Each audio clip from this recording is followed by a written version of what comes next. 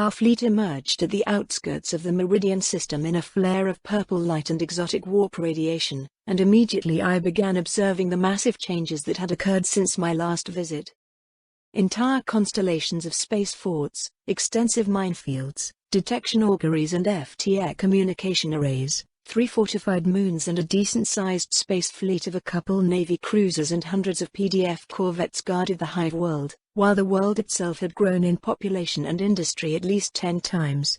Someone had been very industrious in the past century, to achieve these results in such a hostile galaxy. There was also an ambition_class_cruiser of the Van Trader dynasty, being repaired and docked by a Mechonicus shipyard called Flying Angel. The new _Dawn's prow was mangled pretty bad, possibly a result of a collision or more likely a daring ram. However, my interest was currently focused on the governor's spire, and the governor herself, Elena de Rosa. My lover hadn't aged well, and was undergoing rejuvenation by an adept called Sanastasia_Minst, with Ludvius and my daughter Octavia observing the operation from a glass cubicle.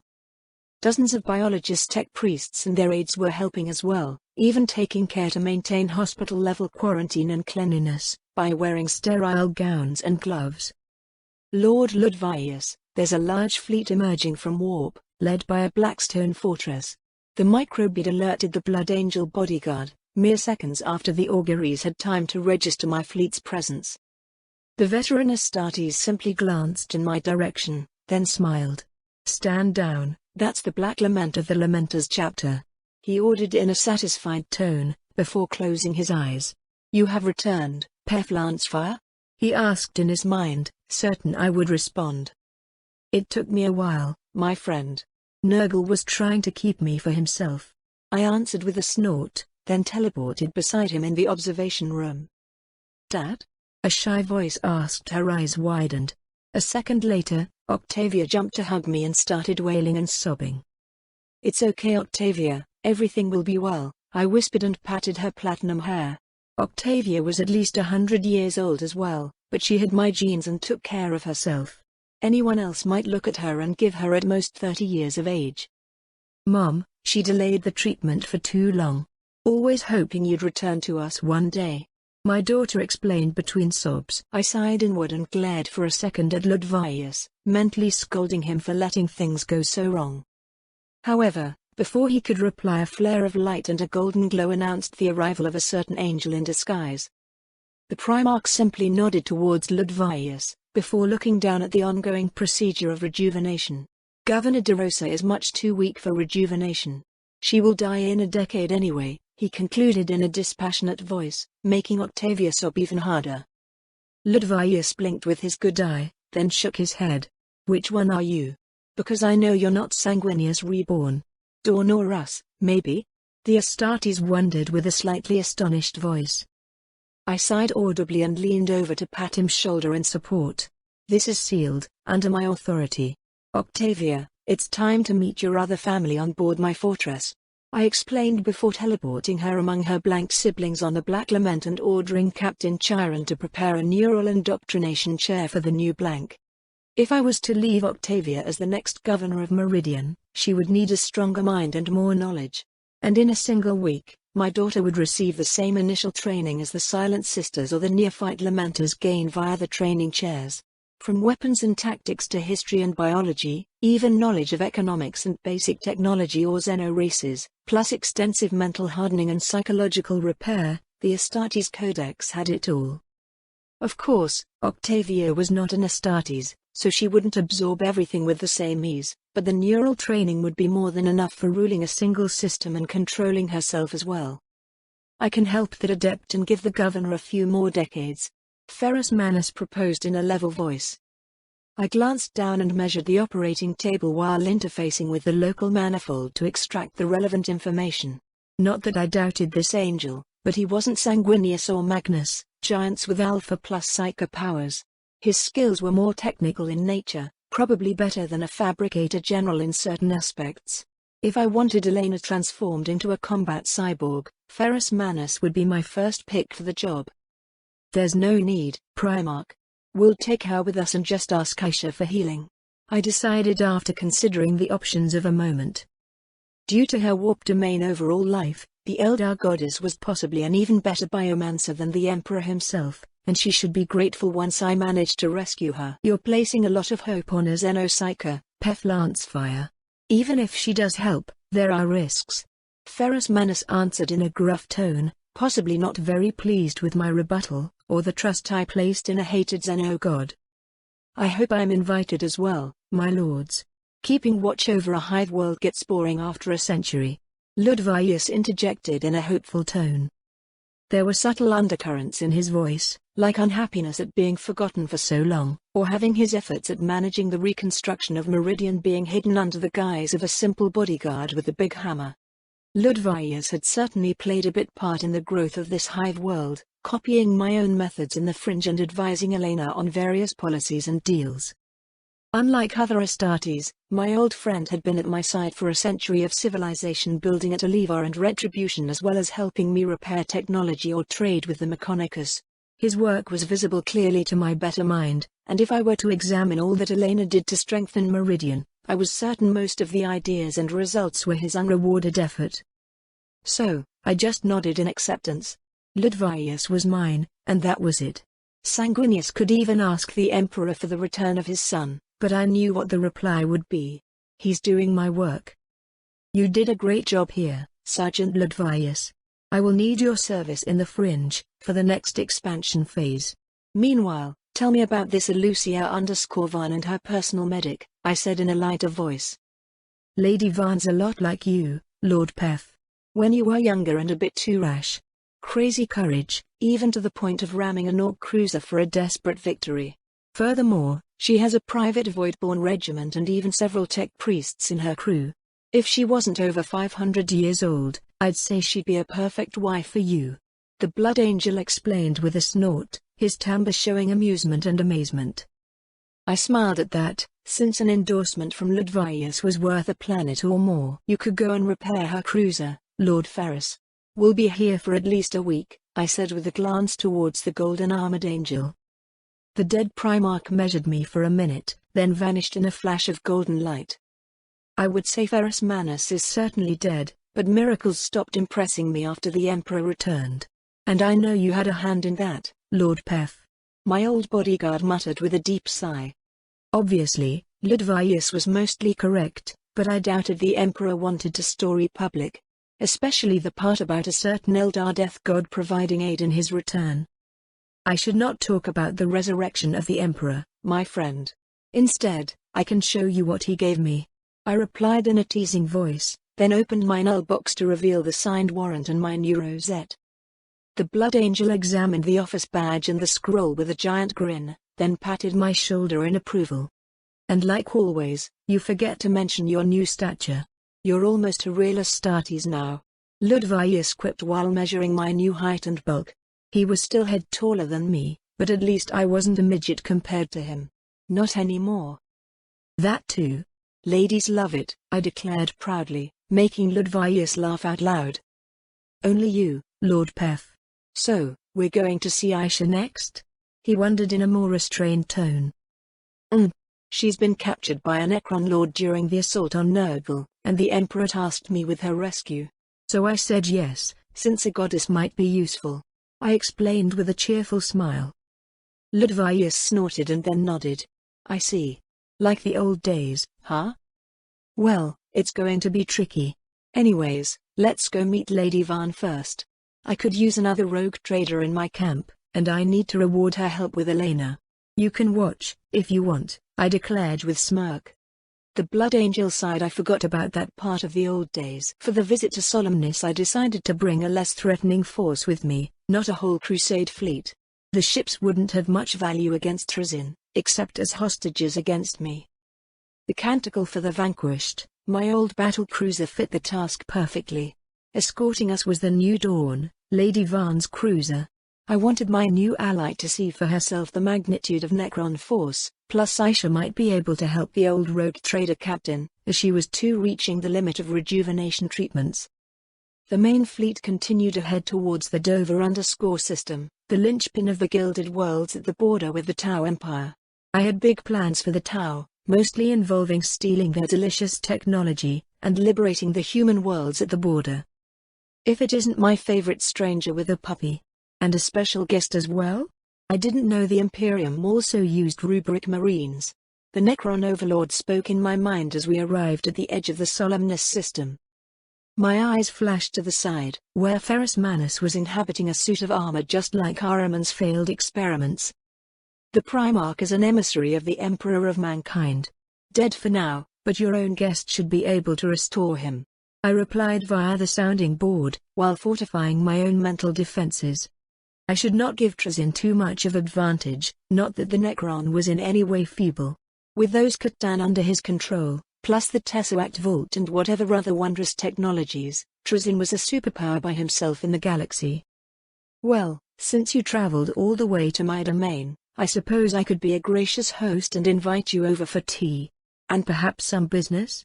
The Necron asked in a teasing tone, which sounded quite weird from an undead robot. I smiled inward, just as I appeared inside his green glowing tomb. To my left side, Canis yawned in boredom and perhaps annoyance at being teleported once more. To my right, Ferrus Manus extended his immaterial wings and floated a meter from the black stone floor, while his gloves shined with a silver glow. Possibly a symbol to be recognized by, as there weren't many Primarchs with necrodermis hands in this galaxy. Ferrus Manus, huh? Trazyn the Infinite muttered in curious voice, as the walls parted to the side to reveal the Eldar goddess in her new dimensional prison.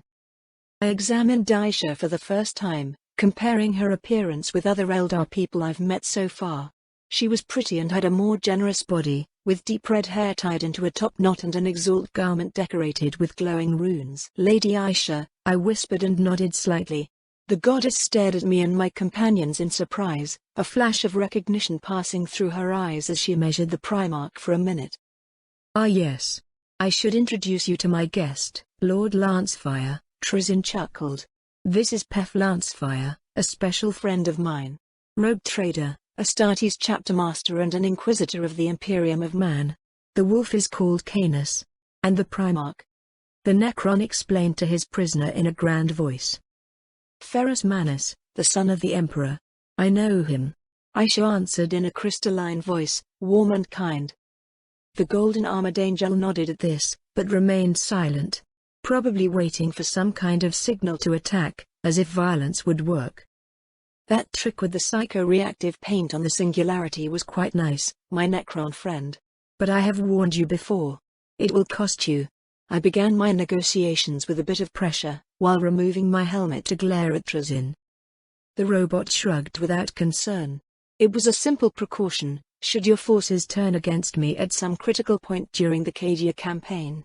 I never expected you to actually kill Slunch, he explained with an amused voice. I accepted the praise for what it was, and ignored the actual fact of having been a bit dead at the time Slunch died. It took a god to kill another god, and the Emperor provided the last impulse via his Saint Darcy. But that was between me and the Emperor, and the Xenos were better off not knowing. As a precog of immense level, he possibly saw some kind of backlash or curse befalling me if I was alive and killed the Chaos God with my own hands. Thus, he solved the problem by holding my soul safe at his side, and deceiving everyone to create a boogeyman that would worry or scare other gods into a measure of compliance, most likely. The great game never stopped, as the warp energies never died and could not be destroyed entirely, they just shifted allegiance as new gods appeared. Nevertheless, you got caught meddling and I shall have my due for it, Lord Trazyn. Now, to the crux of this new trade. I want to buy Lady Aisha, I declared with a smile. Canis snorted and glanced between me and the scary robot with obvious doubt. The Necron had an immobile face as always, but I think he was surprised as well, going by the gasp emitted by the Eldar goddess. Oh? Is there something in this galaxy I would be interested in, and worth more than a god? Trazyn wondered in a flat tone. Two such beings, in fact. Both of them are intact Catan, one dormant and easy to capture, and the other awakening as we speak. Of course, to capture the outsider you would need to already have another Catan under your control. The outsider is rather formidable, seeing as the Tyrannid fleets avoid his Dyson sphere at great distance, I said with a teasing tone and produced a data stack with the map of the Noctis labyrinth on Mars, where the Void Dragon slumbered. Trizin leaned on this empathic obliterator staff while considering my offer. Always full of surprises, even when I thought I had all variables accounted for. And where is this second Catan? Trizin asked in a more suspicious voice. The Void Dragon is on Mars. However, you should know that another Necron dynasty had tried to grab him while I was there. I suspect the Silent King, but well, he wouldn't say. I quipped in an easy voice. The Necron Lord took a step back, and grabbed his chin in deep thought. It is very enticing, such a prize. But if the Silent King himself tried and failed, a strike with my own forces would probably fail as well. Plus, I know the Emperor of Mankind has returned. I won't bet my life on a 20% chance, no matter the potential worth of the prize.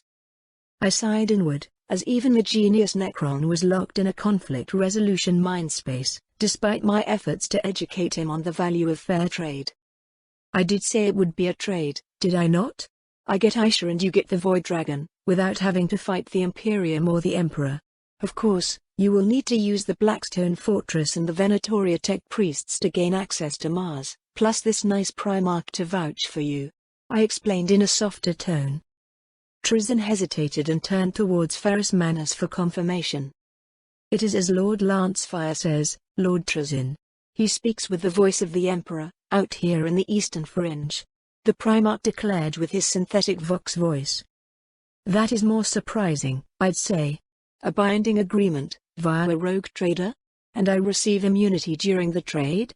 The Necron Overlord wondered as he focused on the Angel. As long as you don't overstep the boundaries of the deal. If the Emperor has to intervene to protect his subjects, then you will incur penalties, and the Emperor is not especially merciful to Xenos or Oathbreakers.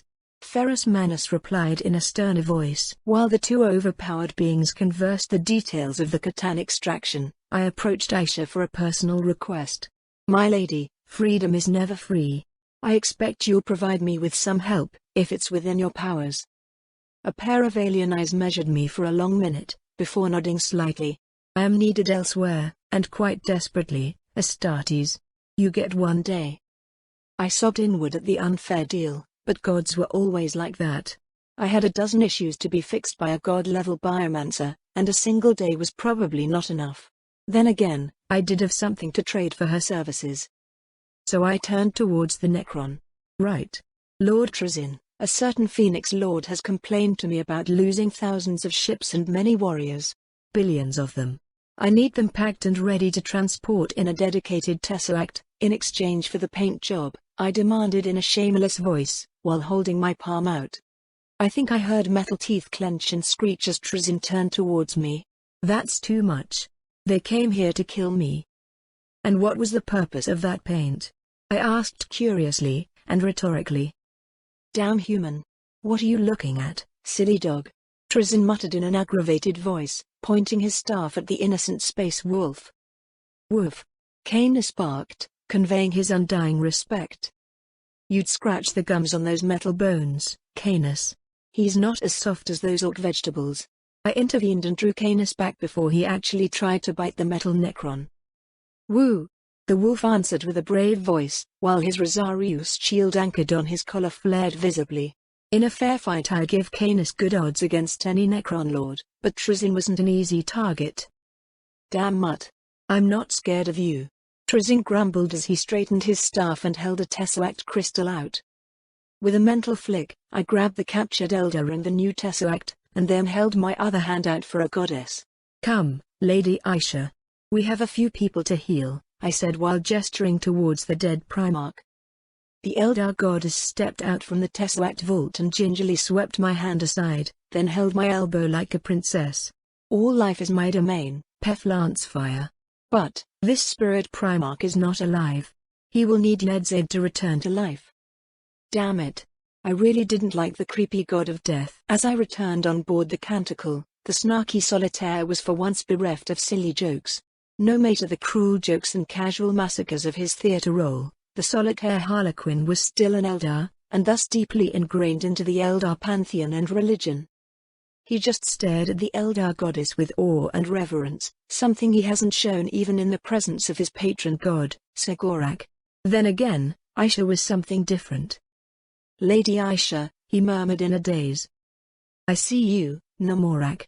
Your sacrifice is not forgotten. The goddess answered in a clear voice, although her attention was focused on the other goddess present on this ship. Ephrael Stern stared at Aisha with a surprised visage, while tendrils of lightning began to swirl around her body. Stand down, Stern. I ordered in a harsh tone, then relocated the Sister of Battle to the side, and right between Albesalam and Vadrax. Constricted by their null auras, the oncoming lightning storm was mostly subdued. With a curious glance towards me, Aisha raised an eyebrow. This woman has amazing potential, for a human. She glows so bright. I shrugged and walked onwards towards the Medicae ward. She looks normal to me. As for psycho powers, strength without skill is less than a boon and more of a hindrance. Decent navigator anyways, I commented in a careless voice. Canis took a guarding station at the ward's door as we entered the first medical room. Here they treated emergencies such as injuries or burns, mostly the result of training accidents or machine malfunctions. Damn things kept happening to the crew, or the troops carried for defense. The goddess smiled as we walked through, and in our wake injuries healed and limbs grew back as if a miracle was happening. And it possibly was. A minute later, we arrived at the rejuvenation ward, where Elena de Rosa and Lucia Vaughn rested in their hospital beds after their latest treatment. I understand the problem now. Your barbaric treatments had reached the limits of what can be done to stimulate life via mechanical means, Aisha whispered in knowing voice, while ignoring the outraged biologist tech priests. With a simple gesture, the plugs and feeder tubes were lifted away, while a spell flew over the two women and began regenerating both of them back to health, and a certain measure of youth. Not complete, but an indeterminate age about 30 to 40 was much better than before. A minute later, the Rejuvenate Specialist Adept, Lady Minst arrived at a run, probably warned by the lack of biosignals from her rogue trader captain. It's you. I dreamed of you, held in a cage. The adept murmured at the sight of the Eldar goddess. The goddess nodded in a gentle manner. We share a purpose, Lady Adept. Healing is your calling, and my divine domain. Should you ask, you can have a place at my side. She offered out of nowhere. The adept hesitated, turning towards Captain Vaughn for advice. I will not deny you this chance for more knowledge, my friend. Go and learn, and one day you might return to the Elucidian_Starstriders as a fantastic healer. Try to make it back in 500 years though. The rogue trader said in a wise voice, already weaving a new layer of subtle deals to benefit her dynasty. I could only nod at her trader skill, deftly turning a momentary disadvantage into long-term profit. As she spoke, Lady Vaughn rose from her bed and stretched her body, showing off a great pair of lungs and wide, appetizing hips. Since I was the only able man in the room, I immediately deduced I was the target of this show, so I enjoyed it for a few more moments in grateful appreciation. Aisha snorted at the display, then turned towards me as I stepped beside Elena to check on her. There is little else for me to do on this ship, Pef Lancefire.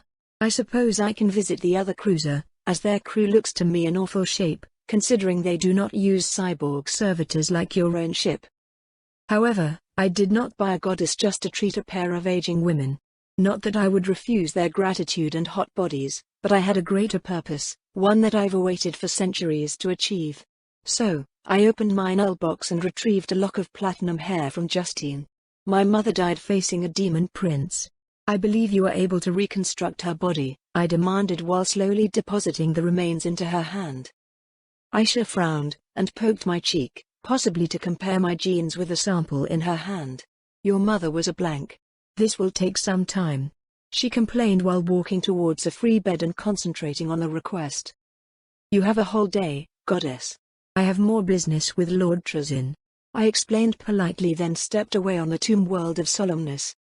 Ferrus Manus was still in diplomatic negotiations with the Necron Overlord, only this time a mummified head was involved, and a huge galactic map projected various trajectories and vectors of future invasions, color-coded by race. From Black Necron to Purple Chaos and Green Orcs, plus Hood and Tau and dozens of other species that attempted to invade Imperial space, or would in the future. The Yth_Seer was connected to a special Necron Eurographic interpreter, that converted the alien prophet's ramblings into solid projections with immense military value.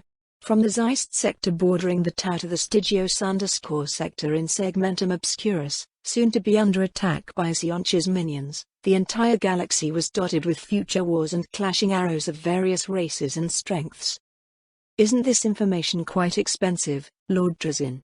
I wondered while memorizing the map, for my own profit. As long as my Nihilate dynasty receives its rightful place in the God Conference, this is a price I am willing to pay.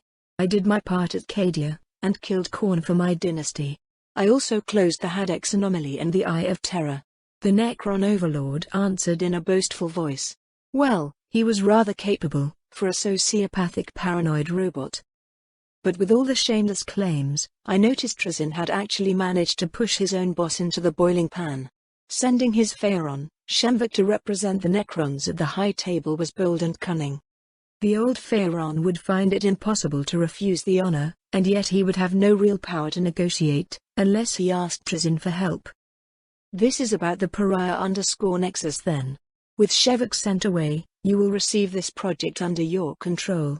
I mused out loud, and noticed the Primarch turn in surprise towards me. Quite astute, this observation, Lord Lancefire. But is there a reason you're disturbing this negotiation? He asked a bit too forceful.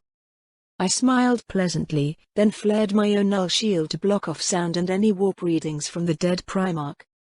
I expect there are lots of new technologies awaiting me, Lord Trazyn. I know the Tau keep researching onwards to address their lack of allies in certain fields. And as always, I will need them in STC format. I proposed with a mental message via the sounding board. The metal-boned robot glared at me for a moment, as if trying to read my intentions. Sure, I did expose his power play among his fellow Necrons, but such simple ploys were rather easy to deduce. Trazyn never liked taking real risks or becoming an obvious player in the galaxy, instead preferring to obfuscate and misdirect, while hiding his real influence and power. A sensible approach, considering how determined the Eldar were to kill him, until now. Even if kidnapping Aisha was his own fault. You're lucky the flare virus antidote was completed by Aisha before you arrived, my strange friend. The Eldar goddess has become a liability now, especially after she failed to revert any Necron, back to our original Necron to flesh. I even got a generous offer from Araman for her. Trazyn answered with his own mental sending. An antidote is not a vaccine. Clever play, Lord Trazyn. I commented just as a data stack filled with advanced technologies appeared in my hand. This was the last paid batch of technology included in the Psi-Titan trade from a century ago. I was a bit delayed collecting my prize, but unlike humanity the Tau kept researching, so a century of extra development was great. A flare vaccine was not intended nor desired, Lord Lancefire. There would be no reason for those protected to remain loyal. Those infected will have to return every decade for treatment, or become demented beasts again. Trazyn explained in a proud tone. It was really clever of him, as millions of Necrons will flock to his banner to escape the Catan virus, and thus provide him a giant expendable army. But news of Araman were worrying. This guy was beginning to annoy me, especially since he constantly evaded my traps. Still, I knew where he will be in a decade, as Sionch intended to extend his holding in the real, by conquering the Stygios sector. A decade was a long time to prepare, especially if the latest tech infusion contained anti-warp devices and weapons. I hoped the Tau didn't let me down and invented nice stuff. Or I would have to expend more Vortex warheads to convince them of the right path to follow. I would probably send a few warheads anyway, just to keep them busy. With 1 hour left on the clock, I bit a fingernail to stop myself from speaking. Aisha was busy restoring Justine's body, although it was only a soulless shell for now. And not as superstitious soulless as most people saw the blanks because of their special warpless nature. No, Justine's soul was not inside this body, despite it taking breath and having a heartbeat. There you go, Pef Lancefire. Your mother has a body now. But, just as with that dead Primarch, you will need the god of the dead to return her soul. The goddess spoke in a level voice, seeming tired by the long operation.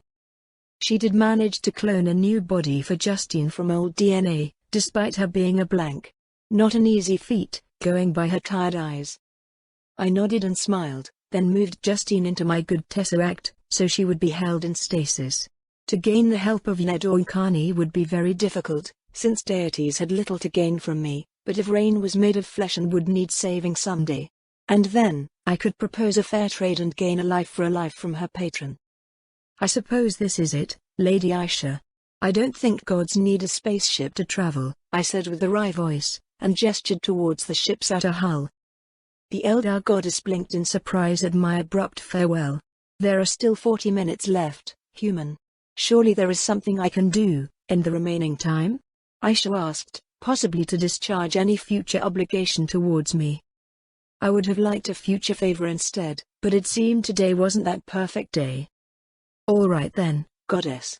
Let me think, what should I ask of a divine biomancer? I hummed to myself, while scratching my cheek in deep thought. My own body was in top shape, by the grace of the Emperor. My crew had just received Aisha's blessing, and they were all healthy and free of illness or injury. Perhaps, you can try to unlock my blank genes for my children. Too few of them receive the gift to be free of warp influence.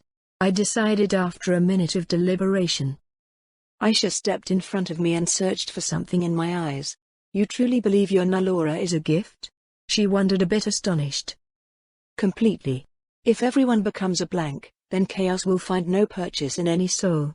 No corruption, no mutation, no more treachery or rebellions, and with zero rogue psychers, no more people hosting demons or becoming warp portals. I explained in a serious voice. The goddess froze for a moment, and her eyes filled with tears. You would destroy the beauty of the world, and the brightness of their souls? She asked in deep pain. I've seen the Garden of Nurgle, my lady. I've also killed Slaanesh myself, with some help. It wasn't beauty that filled them. I answered in a cold, harsh voice. A gentle hand caressed my face, and something tingled below my belt. I think she made me come with a single touch, which was something I will never tell anyone. The galaxy would be filled of hating people that blamed me for a divine handjob. It is done, Pef Lancefire. However, I would prefer a small fleet to escort me to the Black Library. I'm not exactly a goddess of war, Aisha demanded with a fleeting smile. I was rather high at the moment, and quite excited at the thought of unlimited blank children. So, Aisha received a dozen Eldar cruisers that materialized at the edge of the system, filled with 1 million Eldar crew and warriors liberated from Trazin's labyrinth. The most expensive handjob in the galaxy, but well worth it in my opinion. Take care of Sister Ephrael. Once she takes the final step, you will see. The goddess whispered as she faded away from the Medicae ward, and appeared among her astonished people. A second later, a water bubble splashed over my face, followed by a cheerful laugh. You got played, silly human. Canis, hamstring, I shouted and chased after the stupid harlequin with the wolf barking happily for the hunt. Of course, we once more failed to catch him, as the trickster was able to phase through walls and teleport, as well as invert gravity or become invisible. Constant laughter and pranks involving dog food continued for half an hour, then he vanished somewhere. An hour later, we found him playing cards with Sisters Stern and Darcy, with the two women testifying he never left their presence for a couple of hours. Woo? My wolf asked, a bit confused. Perhaps, my friend. Very likely. I answered to his wise suspicion. If Nemorak was here, then we chased after a different harlequin. Larissa, set course for Forge Machine. I mentally ordered via the sounding board, as I sat down to play some cards as well. Darcy swiftly demanded her furry pillow for good luck, and I had a bottle of Amasec to drown my frustration in. A minute later, Ludvius and Albesalam showed up for cards as well, while the Culexus assassin Vadrax kept scouring the ship for a second harlequin. He never found him, even as we arrived at our destination a month later. There was a giant surprise waiting for me at the machine forge. My old mentor, Margus Gyron, was here, with a giant Archimeconicus the size of a small moon. The Speranza was larger than many space hulks, and was crawling with tech priests from 100 Forge worlds, although not a single priest from Forge World Palomar where the ship was found. The effects of a real STC database and construction forges were also evident, as the system was filled with ships, titans, knights and tanks of various types. Explorer Gyron, I see you were quite successful in your quest for knowledge. I offered with my arms open. The old cyborg hugged me tightly and patted my head with his brand new mechadendrites. It was your plan, young Astartes. So, I hear you had quite an adventurous life while I was absent. Well, things happened, I quipped with a shy smile. Ha. Things always happen when you're involved, Revelator. Or perhaps is Herald now? Did you find more exotic templates during your travels? The tech priest wondered while poking a holoscreen to produce a list of intact STCs found inside the Speranza's memory banks. I scrolled over the list, rapidly noting a number of conspicuous absences, such as the Bastion force fields and other Dark Age technologies. Sure, Titans and Knights, as well as older models of ships or armor were great, but there wasn't anything truly radical here. The data stack I just got from Trizin had energy shields and weapons even more advanced than the Speranza's database. We will need to discover a hidden database inside the machine spirit, with some more advanced technologies beside these relics. Here it is. I muttered and produced a copy of the original datastick, with only 100 inventions that would be acceptable by the Mechanicus. Gyron tilted his coghead, and delicately extracted the memory device from my hand, holding it carefully as if it might explode. Perhaps Herald is still a lesser title, my pupil. Emissary of Omnissiah then. My mentor tech priest exclaimed while examining the contents, and scrolling through the blueprints on the holoscreen. I even had a few original STC templates here, obtained with the help of Ferrus Manus and labeled accordingly. Of course, the vast majority of the new blueprints were Tau discoveries, dumbed down and repackaged as STC documents by Trizin and his thousands of captured tech priests. From gravity shields to anti-gravity vehicles, ion cannons and advanced missiles, smarter and potent static and mobile turrets and up to heavy bombers copied after the Tau Manta and better Sentinels Walker and a few types of power armor. Nothing that would jeopardize Necron technological superiority, but in great numbers even ants could devour an elephant. And humanity did have numbers on their side. The latest phase plasma rifles could fire 1,000 times from the same gas canister, with lethal range over 3 kilometers. I was rather pleased with the new infantry weapon and had high hopes it would prove itself in the field, since the logistics of providing bolter shells for 1,000 regiments were rather difficult, not that any normal soldier could even carry so many rounds. As for anti-warp weapons, the Tau had produced a prismatic spray gun that vaporized demons in a cone 50 meters wide. It was eerily similar to a starfighter's vectoring thruster, and it needed a robust platform to be used in the field, like a light tank or a gunship. Perhaps mounted on a knight as well. To this weapon, Trizin had simply added an extra nozzle to inject promethium into the spray mix and make it even more deadly, then called it the Lancefire Flamer. I wasn't certain if this was Necron humor or a sign of respect, but I didn't mind the publicity. Demons would fear the Lancefire name even more, and through the warp the ripples would create even higher damage. Plus it did spray fire. Where do you find all these wonders? The Speranza is quite intrigued by some of these templates, especially those with obvious xenotampering. Gyron grumbled as the machine spirit itself manifested on the manifold circuit to examine the latest STC discoveries. The provenience is quite exotic, I'm afraid. Primarch Ferrus Manus helped create this solar charger, for example. Others were recovered by the Inquisition, or given to me by the Emperor, or stolen from, well, I can't actually admit to stealing, can I? I answered with a shitty grin. I want to see a fabled Psi Titan, Lord Lancefire. I was informed you pilot one, correct? The machine spirit asked with a metal voice emanating from the bridge's voxcaster. I nodded slowly while scanning the Arc Mechanicus for a free lab with the necessary scanning tools. A second later, I displaced myself and Gyron into that lab, then sealed the lab with my inquisitorial rosette. The Emperor has personally granted me a princeps rank in his Ordo Sinister, Chamber Occidentalis. He also gave me a Titan made by his own hands. I proclaimed in a command voice while displacing the destroyer from my tesseract. Still missing the right claw arm, but it looked amazing anyway. After a few seconds of astonished silence, I produced the Chamber Polaris Psi Titan, which got greatly damaged by Nurgle. In fact, beside its left arm and cockpit, most of the Polaris Albedalac was pretty much toast, although its self-cleansing runes and purity seals had maintained the chassis free of corruption. Sadly, its alpha-level psychers did not survive the explosion, and only the left shoulder's nutri-wombs remained, filled with a pair of dead bodies. What caused the damage? Jaren asked in a terrified voice. My Titan's right claw got melted when I punched Slanch in the eye. As for Albedalak, he got hit directly by Nurgle. But don't worry, those two guys are dead now, I explained in a calm voice. Bullshit. The machine spirit shouted from the wall's voxcaster. I just shrugged. It was true. You have returned, Peflansfire, the Catan observed in a slightly astonished tone.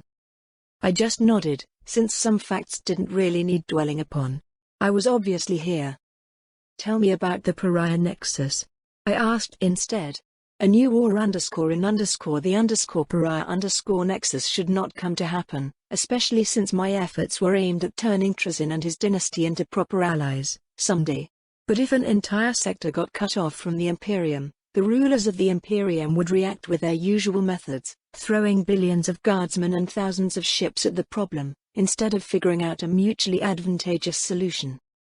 Zorhulash frowned at my demand, then glanced towards Canis for a second.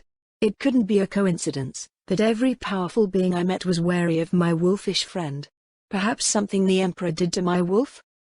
Your Necron friend is very crafty. But one of my shards is locked inside the vault under the world of Tredica Adexis. I do have some insider information into their plans, the Catan said in a level voice. I measured the giant humanoid, while I scratched Canis' furry head. Woo! The wolf advised me in a short bark. Perhaps Zorhulash was truthful. I am the one in charge, mighty Zorhulash. But I need a clear demand to make a decision, I explained with a frown. Fine. I want my freedom, not just for this shard, but for all the captured shards. I want to become whole again, the Catan answered in a thunderous voice, while he yanked his living rock chains that bound him to the Pharos. As expected, Zorhulash wasn't very different from any other creature. The Pharos is too important, both strategically and otherwise. Without this installation, the freedom of trillions of humans in the eastern fringe and the entire segmentum would be placed in great peril. Although 3 of the Chaos Gods were killed since we last met, the most dangerous one is still out there, plotting to take over all reality. I mused, mostly to myself. While speaking with Zorhulash, I was also scanning the galaxy with the Pharos, updating my mental map with real-time hotspots and invasions. From Sanlior in the south to the Nephilim sector where the Nexus debacle was taking place, to the Red_Scar sector, where a major Tyrannid tendril of Hive Leviathan was heading. Thousands of smaller crises, from Genestealer cults to Orc invasions, a flare of pirate activity in the regions surrounding the Maelstrom, and lastly the newest emergence of the Startide_Nexus, which allowed the tower to expand deep into Imperial space, bypassing the fortress worlds via a warp gate. I wasn't in a position to stop all these events, but my French kingdom has not been idle in my absence. The Katakan settlers had multiplied 30 times, and were not only able to defend their colony worlds but were actually expanding and colonizing new planets, with the support of cheap vehicles such as Weasels and Sentinels and fleets of corvettes produced in my 2 established Forge worlds. 2 minor Forge worlds had also been set up at the forefront of the expansion wave to produce critical munitions or infrastructure materials such as ferroconcrete and fusion power plants. I could raise 1,000 new auxiliary regiments without even making a large dent into future population growth. However, no matter how well armed or good genes or training they had, without Tesseract support I couldn't be sure of victory. Plenty Imperial Guard armies had been lost in similar circumstances, despite brilliant commanders or Astartes' backup. When fighting Tyrannids or Necrons, normal soldiers were overmatched by orders of magnitude, while Chaos forces had other advantages that would turn your troops into traitors. A plan formed in my mind, pathing a years-long campaign to intervene in the most dangerous crises while also conserving troops and providing them with combat experience and better equipment. I will need the Sisters of Battle to form the vanguard for the Lamentor Auxilia forces, while a full Titan Legion and an expanded Night House would take care of the larger enemies. With a mental flick, I retrieved 2 of the Orc space hulks that I've captured at Cadia to provide the machine forge tech priests with extra metal for new ships and vehicles, then stepped through the Pharos right into the Starfleet over Relivar. Dad, Victor shouted in joy and rushed from his command center to embrace me. "You look well, son," I observed with a chuckle. He had put on plenty muscle and even had a warrior demeanor about him, a sign of constant training. "Hey, I do have all these Lamenters training rooms and neural chairs for my use. Plus the sanguinary priests were quite glad to beat me up every day," Victor quipped in a light voice, with a gesture towards the support Lamenters left behind to protect Oliva. "Master Lancefire, you have Astartes organs now?" The leading priest spoke with a serious voice, while measuring my taller and bulkier body with expert eyes. "Some of them, yes. The Emperor himself was kind enough to upgrade me to some extent. Mostly, so I would be able to pilot a Titan," I answered with a level tone. In a few minutes, all the Lamenters left behind gathered in our reception hall, including the newer Tech Marines and the reserve aspirants being prepared for gene seed implantation. Instead of boasting and giving a grand speech, I connected with the staff at's machine spirit and uploaded the galaxy's map with the ongoing crises. "This is our galaxy. By colors, we have incoming threats that endanger humanity in our area of operations. Tyranids, Orcs, Necrons, and other races or factions believe humanity is soft and ripe for picking. We shall prove them wrong."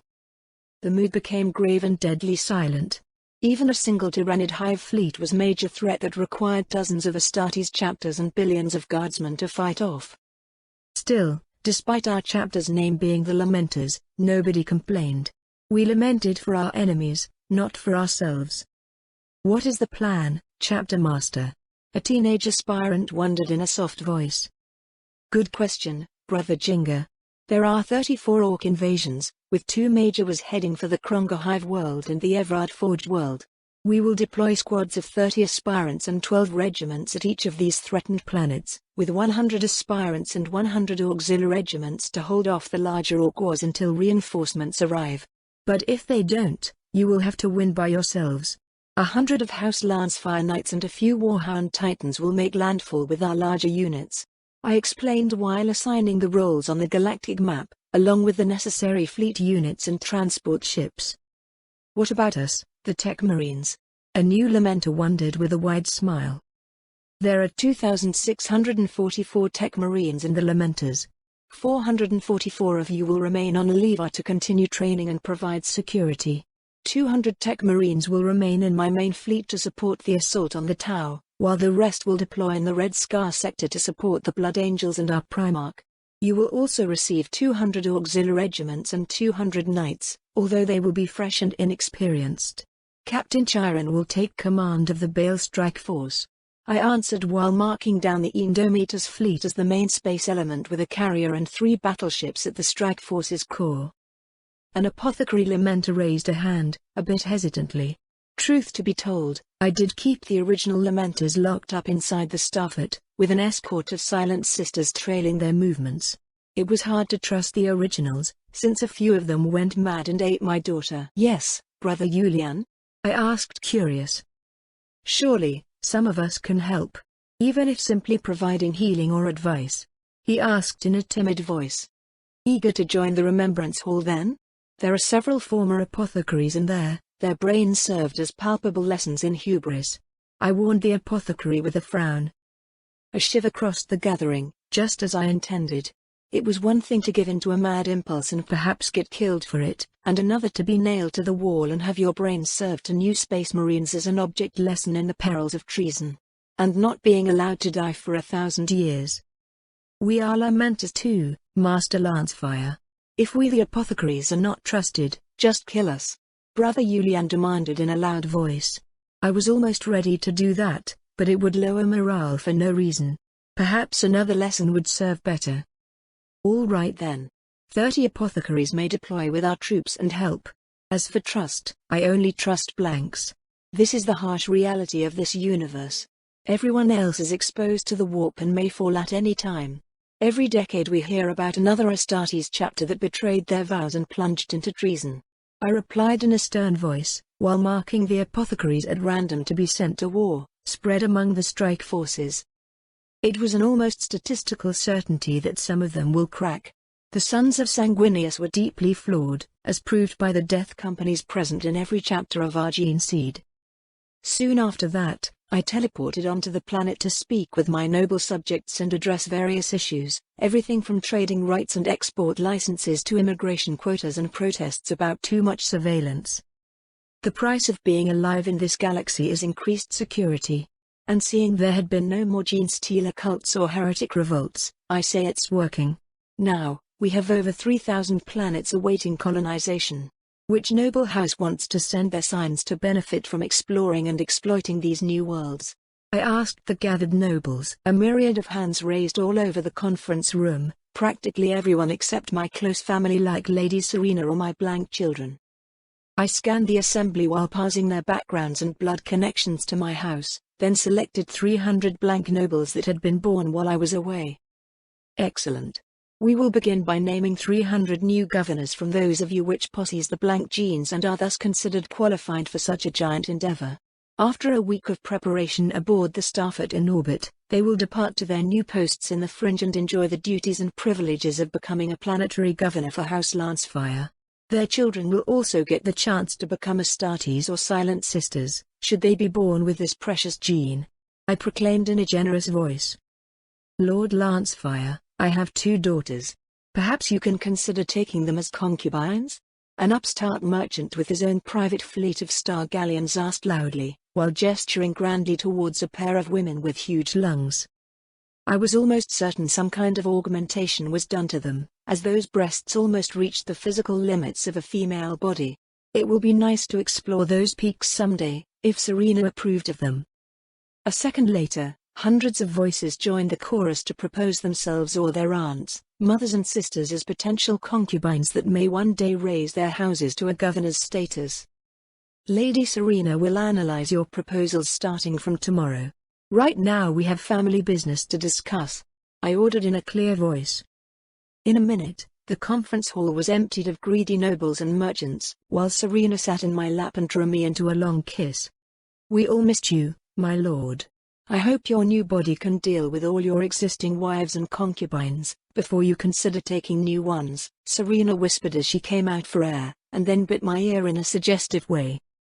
A second later, we teleported on my bed already naked. I did want to test my new body, especially after Aisha has unlocked my genes.